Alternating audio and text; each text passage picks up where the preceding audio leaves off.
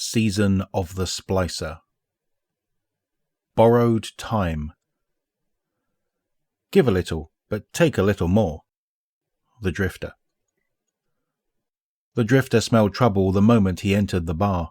His first instinct was to turn around and leave, but he noticed the hooded figure standing nervously nearby, conspicuously inconspicuous.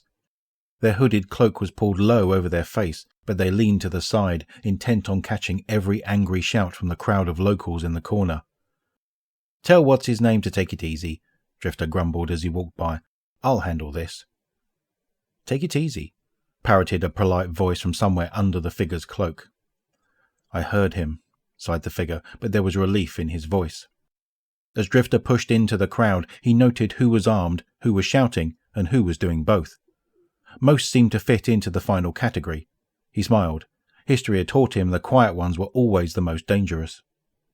He reached the centre of the tight knot and found 3 Elixni sitting at a table, trying to ignore the crowd around them. Undaunted, he pushed his way onto the chair arm of the biggest Elixni like a feral cat. The Elixni growled, but Drifter tossed Trust into the centre of the table with a heavy thud. Drifter turned toward the crowd. "What's got you fine folk all riled up tonight?" "Take it you don't listen to the radio much," someone said, and the crowd laughed. "Places I like tend to have bad reception," Drifter replied. "Tell me what I missed." The group all spoke at once, a cacophony of accusations. "Whoa!" cried the Drifter. "Seems like some of you been spending too much time staring at that fake night." He turned to the Elixni. "Now somewhere in this commotion, I think I heard shouting of missing equipment. So I got to ask," he said. "You fellas been taking what don't belong to you?" The big Elixni spoke. His voice was deep and steady. "We had confusions with your people. Where was self-supply and where was all supply?" He shrugged. "We learned, and we compensated." Drifter nodded. "Makes sense for settling into a new place. Ain't a soul here who hasn't checked their neighbour's tool shed for spare SMG parts." A voice spoke. "Hey, I'm missing an SMG." But Drifter held up a hand. "And I don't want to hear they caught any blame for the big night. I swear, it's like some folks' brains just wilt in the dark.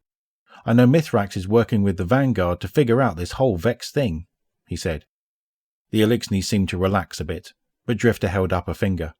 "I do have one question of my own," he said. "We've been fighting for a long time, your folk and mine. That's no secret, plenty of blood spilled on both sides over the years. But I hear stories of some of you fellas from the old days caught the hunger." The big Elixni shifted tensely in his seat as the crowd pressed in. Drifter leaned in closer, his voice gravelly. "Nasty rumour, even says you guys chomped on the occasional toddler." The Elixni pushed his chair back and lunged to his feet as the crowd gasped. Drifter stood his ground, somehow staring down the Elixni that was a full metre taller than him. "Never, you're young," the Elixni boomed. "Never!" Drifter nodded. "But the rest?" The Elixni looked at the crowd, then brought his massive head close to Drifter. His voice was steady.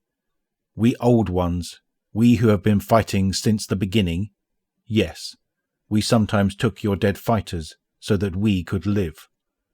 "It was war," he said, and poked at Drifter's chest with a clawed finger. "And you are made of meat." Drifter smiled. "I hear you, brother," he said, and looked at the Elixni's claw. "Hell, you point that thing at me, all I can think is how good it'd taste with garlic butter. Mm-mm." He leaned toward the looming creature and ran his tongue over his chapped lips. The Elixni sized up the tiny man, then dropped his shoulders. "But as I say, that was long ago," he said. "We are House Light now, and forevermore. We have peace with your people." Drifter reached up and patted the Elixni's chest. "That's right," he said, and the Elixni sat down. "And though it don't erase the bad old days," he said as he turned to the crowd, "that don't mean it's time to bring 'em back." A dissatisfied grumble rose from the crowd. The fight had gone out of them. The Elixni shrugged. "Mithrax says we are never to eat people again," he said quietly. Drifter nodded. "Yeah, Zavala tells me the same damn thing." The Elixni burst into coughing laughter. The Drifter laughed back, picked up his gun from the table, and waved the crowd away as he pulled over an empty seat. "Now make room," he said. "These fellas were just about to lose at cards."